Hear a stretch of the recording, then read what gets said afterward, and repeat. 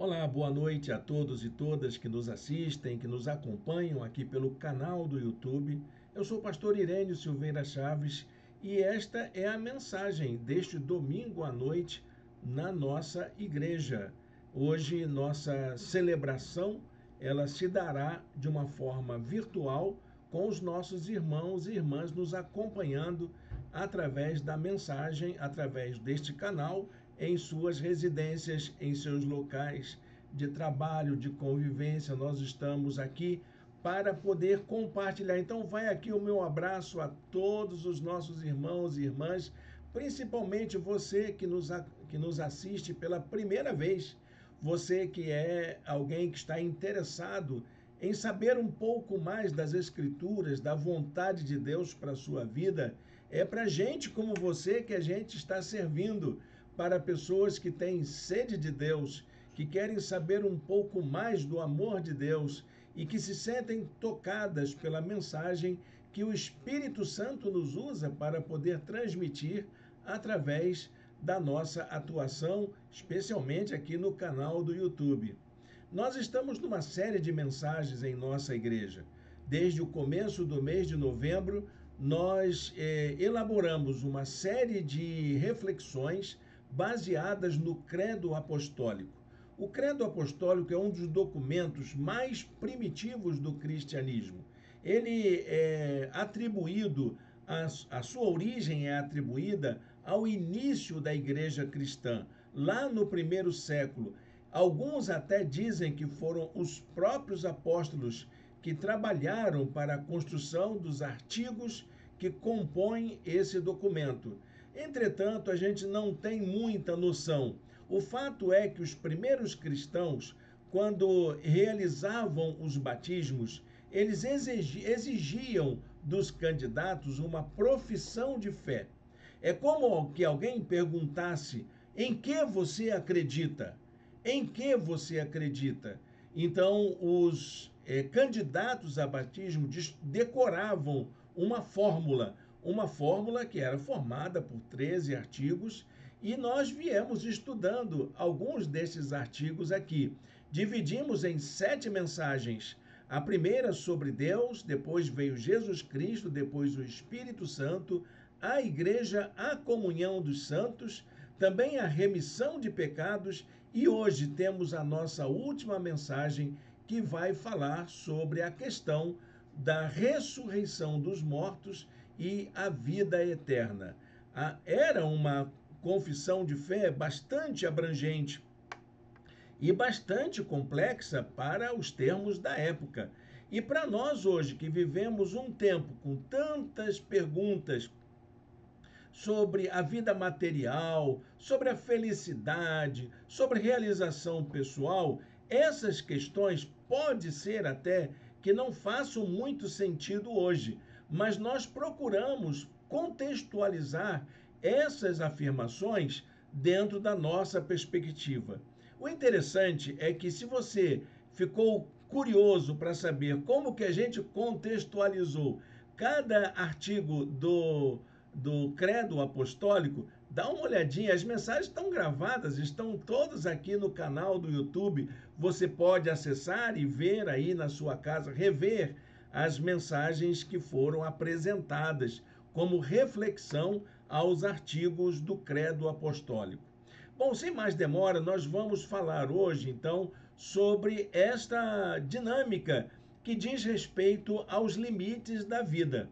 Embora o Credo Apostólico encerre nos seus artigos finais esses dois termos, ressurreição e vida eterna, na verdade, o que nós vamos falar é sobre o fim da vida, ou sobre os limites da vida, ou sobre a finitude. A gente não precisa acreditar nisso, mas a gente pode acreditar que, apesar da realidade da finitude, Deus tem um propósito nisso tudo. Então, nós vamos ler a palavra de Deus e eu gostaria que você pudesse preparar o seu coração para ouvir o que Deus tem para nos dizer através desta reflexão.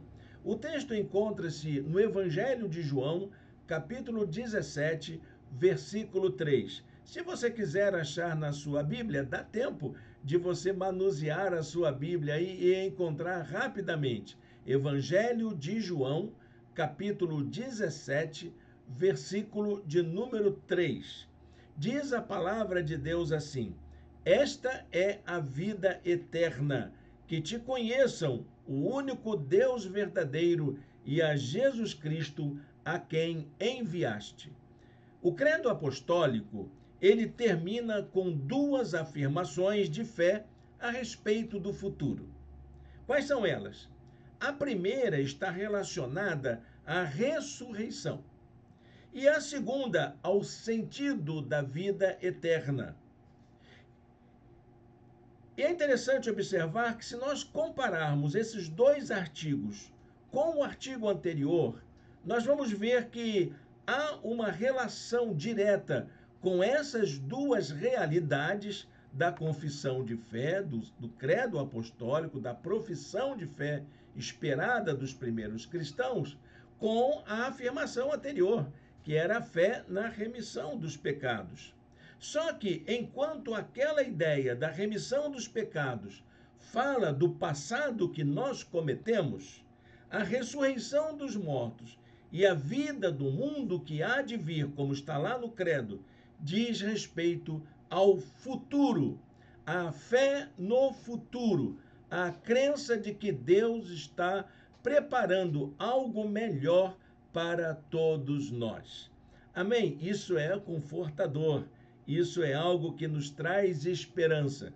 Crer na ressurreição dos mortos, ou crer na ressurreição da carne, como diz o credo apostólico, é crer no amor vivificante de Deus, que nos chama pelo nome a experimentar a vida em sua plenitude. Amém? Você não é uma pessoa que está sendo chamado por Deus para ter uma vida medíocre, para ter uma vida simplória, mas para viver o melhor de Deus nesta vida. Isso é promessa, meu irmão, minha irmã. Isso é para nossa felicidade, para nossa alegria, saber que Deus tem preparado coisas grandiosas para aqueles que creem no seu nome. Crer na vida eterna é uma declaração de esperança de que a vida não se esgota nas nossas aflições cotidianas. É ter fé na vida.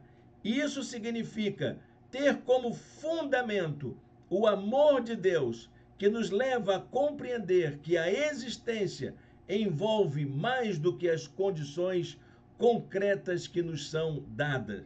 Essa dura realidade em que nós estamos imersos, cercado por tantas coisas que nos limitam, que nos ofendem, que nos agridem e que interpelam a todo tempo para a gente buscar novas expressões de vida. O ser humano tem em si mesmo uma abertura para algo que está para além dessa realidade. A gente costuma dizer que o ser humano tem algo que transcende a sua própria existência, algo que transcende essa condição concreta de existência no mundo. E a morte e a finitude têm em si um limitador para isso. Mas não só isso. A morte e a finitude não devem ser vistas como um fim em si mesmo. A Escritura não nos permite pensar na morte como um fim cabal de todas as nossas realidades. A morte e a finitude, elas são estranhas para nós. Muito apesar de que tudo isso seja algo da nossa realidade. Se há alguma coisa que podemos ter certeza, é de que a vida acaba, é de que vamos morrer um dia.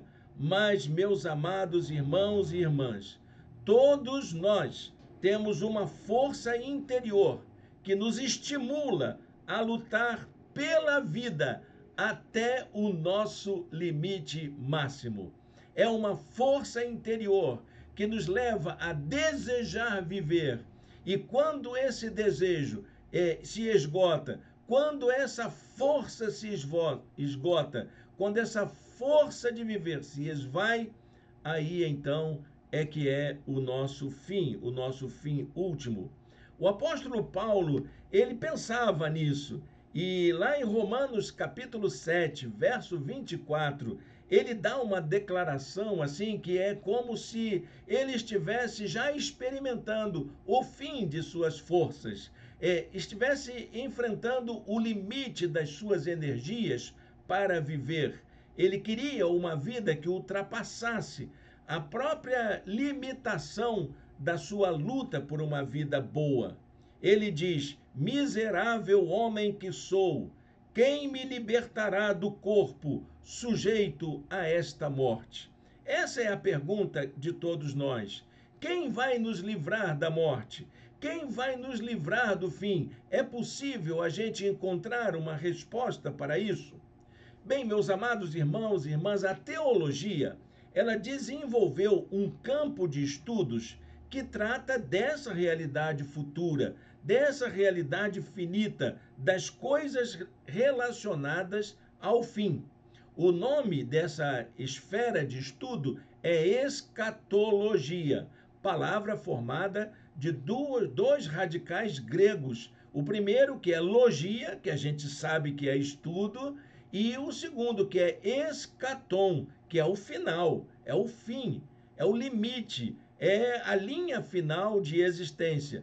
Então, como que a gente sabe dessas coisas? Estudando escatologia bíblica, essa matéria teológica que os seminários ensinam aos pastores, aos estudantes de teologia, e que nós precisamos levar em consideração aqui na nossa reflexão. A escatologia é uma abordagem que se ocupa daquilo que a Escritura aponta sobre o fim da nossa existência. Não como um fato derradeiro, não como um fato insolúvel, mas como o início de um novo tempo do cuidado de Deus com a vida. Jürgen Moltmann, no seu livro sobre escatologia, ele diz que no final da vida é que está o começo. Então, nós não estamos falando de um fim último, estamos falando de uma etapa de transição, de uma passagem, de um momento em que a gente vai iniciar um novo tempo do cuidado de Deus para nós. Então, a escatologia aponta para uma esperança, visto que no fim encontramos um novo começo. Vejam alguns fatos relacionados à escatologia e que muitas vezes nós não encontramos resposta, mas a Bíblia aponta alguns versículos que falam sobre isso. O primeiro fato é a vida eterna. Essa é uma realidade que Jesus promete a todos os que creem.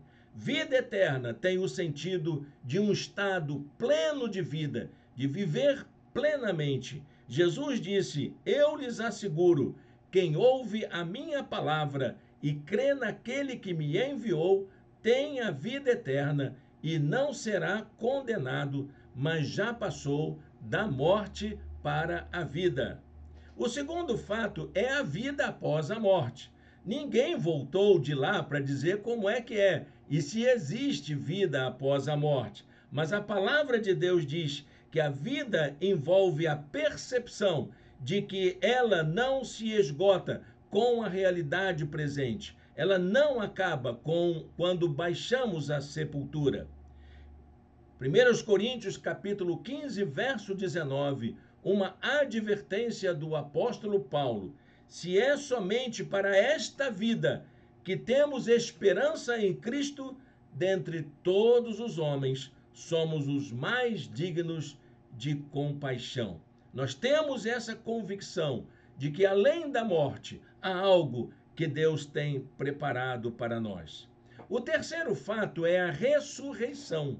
A ressurreição é a convicção ligada à promessa de que todos estaremos na presença de Deus eternamente, mesmo que a gente baixe a sepultura, nós estaremos na presença de Deus.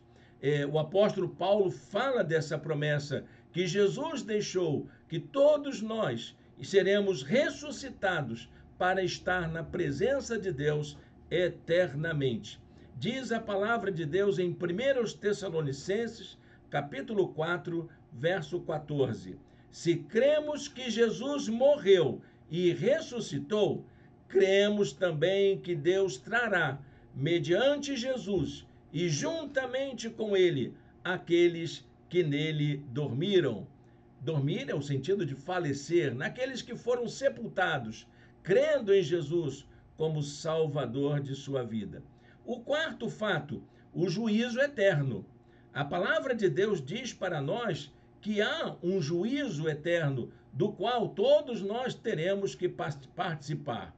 Temos a convicção de que todos haveremos de prestar contas a Deus de nossa vida aqui. Precisamos estar conscientes desse fato, de que tudo o que fazemos nesta vida teremos que prestar contas um dia. De tudo que falamos, de tudo que fazemos para o bem do outro, até para o mal do outro, tudo haveremos de prestar contas um dia. Segundo aos Coríntios 5:10 diz assim: pois todos nós devemos comparecer perante o tribunal de Cristo, para que cada um receba de acordo com as obras praticadas por meio do corpo, quer sejam boas ou quer sejam más. E o quinto fato é a segunda vinda de Jesus. Sim, a segunda vinda de Jesus é um fato escatológico, é um estágio dessa nossa revelação de Deus para nós. Jesus prometeu que viria outra vez para buscar todos os que creem no seu nome, todos os que pertencem ao seu reino, todos que fazem parte da comunhão dos santos. Lembra dessa mensagem? Dá uma olhadinha lá. Jesus vai buscar a cada um daqueles que entregaram suas vidas a Jesus. Diz a palavra de Deus lá em Marcos 13, versos 26 e 27. É Jesus falando.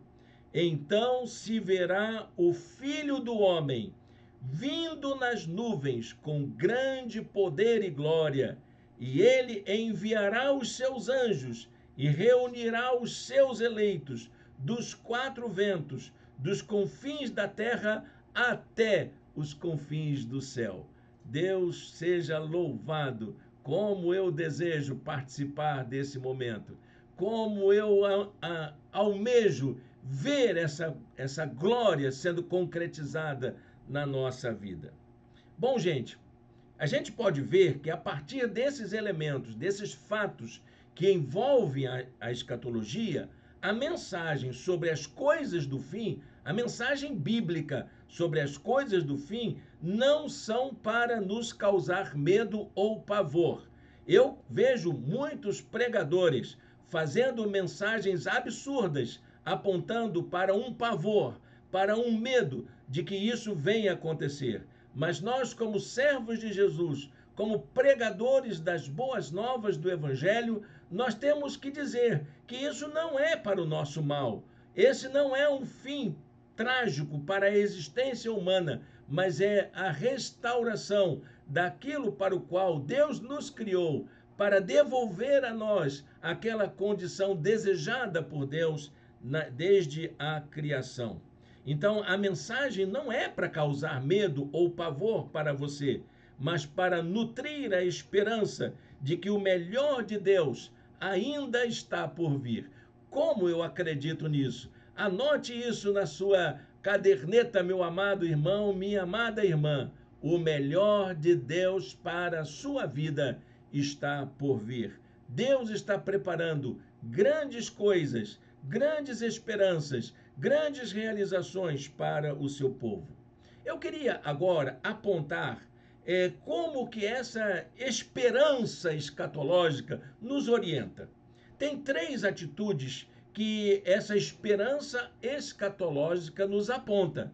Vejam só, a primeira atitude é o fato de que fomos criados para a eternidade. Nós não fomos criados para morrer e acabar.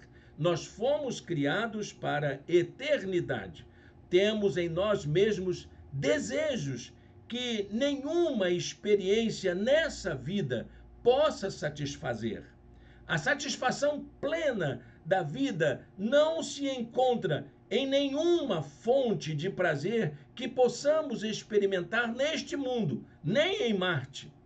Mas isso nos indica que há algo que está realizado em nós mesmos que aponta para o fato de que há uma outra forma de existir que não cabe nessa vida aqui. Nós fomos feitos para um outro mundo, para um novo tempo, e é isso que Deus quer fazer para nós. Lá em Eclesiastes, capítulo 3, verso 11, diz assim: Ele fez tudo apropriado a seu tempo. Também pôs no coração do homem o anseio pela eternidade. Mesmo assim, este não consegue compreender inteiramente o que Deus fez. A gente precisa abrir o nosso coração para os valores eternos que Deus quer colocar presente na nossa vida. O segundo fato é de que nossas ações no presente repercutem na eternidade. Quem falou isso foi aquele Máximos do filme Gladiador, mas ele cabe muito bem aqui na nossa reflexão bíblica. As nossas ações no presente repercutem na eternidade. Nossas maiores realizações estão relacionadas àquilo que construímos dentro de nós mesmos. São aquelas coisas que nos conferem identidade e que orientam as nossas ações em favor de uma vida melhor no presente, para mim e para a comunidade que eu estou inserido. Aquilo que fazemos hoje nos acompanha durante toda a nossa vida.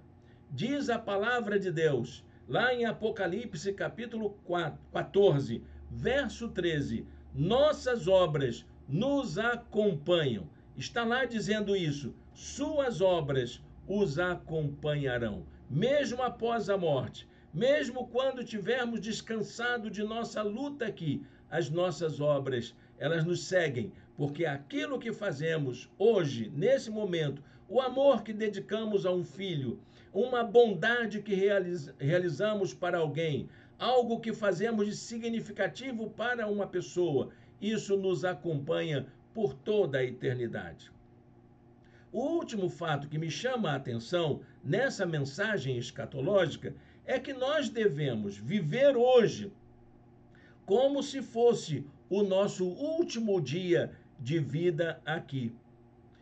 Se sabemos que temos uma vida limitada neste mundo, a grande sabedoria de viver é aproveitar cada instante para viver intensamente o melhor de nossa experiência. Os epicuristas diziam carpe diem, e muita gente hoje utiliza essa expressão erroneamente, como se fosse um chamado para viver uma vida adoidada, uma vida sem responsabilidade. O que eles queriam dizer é que a oportunidade que nós temos é única, ela não se repete, e precisamos aproveitar aquele momento para fazermos o melhor da nossa capacidade, o melhor da nossa realização, o melhor do nosso amor, o melhor da nossa bondade, aquilo que vai ter repercussão na eternidade. Temos hoje a chance de sermos melhores seres humanos, melhores cidadãos, melhores cristãos, melhores membros da família, melhor pai, melhor mãe, melhor filho, melhor filha, melhor sogro, melhor sogra, melhor avô, melhor avó, melhor tio, melhor tia. É isso que vai ficar para a eternidade, no coração das pessoas que você ama. Amanhã pode ser muito tarde para que você possa fazer o bem que deseja para aqueles que ama. Hoje nós temos essa oportunidade. 1 Pedro 14, 4:2 diz assim: então, de agora em diante, vivam o resto da sua vida aqui na terra, de acordo com a vontade de Deus, e não se deixem dominar pelas paixões humanas. Olha, meus amados irmãos e irmãs, pensar nisso nos dias atuais parece contraditório, porque esse não é o padrão de pensamento das pessoas desse tempo. As pessoas querem curtir o prazer a todo custo. É o prazer superegóico, em que o eu é exaltado. É como se fosse um narcisismo elevado à alta potência, de satisfazer tão somente o seu prazer, não o seu prazer somente, mas o seu gozo pessoal. Essa coisa de você querer experimentar experiências ao máximo, como se fossem não ter amanhã, como se fosse algo que depende disso para viver. Mas a vida está para além disso. A palavra de Deus nos chama para isso. E a fé em Cristo é a resposta ao chamado para uma experiência de vida que transcende a realidade que vivemos no mundo. Viver plenamente é viver em Jesus, é ter essa vida eterna, é nos prepararmos para aquilo que o Senhor está preparando para nós no futuro. Jesus nos garante a vitória sobre a vida pelo fato de que ele mesmo venceu os limites desta vida. Paulo aos Coríntios, em 1 Coríntios, capítulo 15, versos de 55 a 57. Fique com este versículo no seu coração, guarde na sua vida, lembre-se disso todos os dias, porque Jesus ele está pronto para garantir a vitória final para todos aqueles que confiam em sua promessa. Onde está, ó morte, a sua vitória? Onde está, ó morte, o seu aguilhão? O aguilhão da morte é o pecado, e a força do pecado é a lei. Mas graças a Deus que nos dá a vitória por meio de nosso Senhor Jesus Cristo. Amém? Espero que esta palavra encontre guarida em seu coração, que você acolha esse convite amoroso de Deus para viver hoje o melhor momento da sua vida, sabendo, tendo a esperança de que o melhor de Deus para você, o Senhor já está preparando. Quando o Senhor disse lá para os seus discípulos, na casa de meu pai há muitas moradas, ele estava dizendo que há algo maravilhoso preparado para nós na eternidade. Feche os seus olhos, fale com Deus, entregue sua vida ao Senhor. Tome uma decisão hoje de viver os seus momentos de vida hoje como se fossem os seus últimos dias nesta vida aqui. Tenha no seu coração o desejo de ser a melhor pessoa que os seus familiares, que as pessoas que você ama podem conviver. E eu tenho certeza que você vai experimentar um novo tempo na sua vida, entregando sua vida para Jesus, permitindo que Ele o transforme completamente. Feche os olhos, fale com Deus.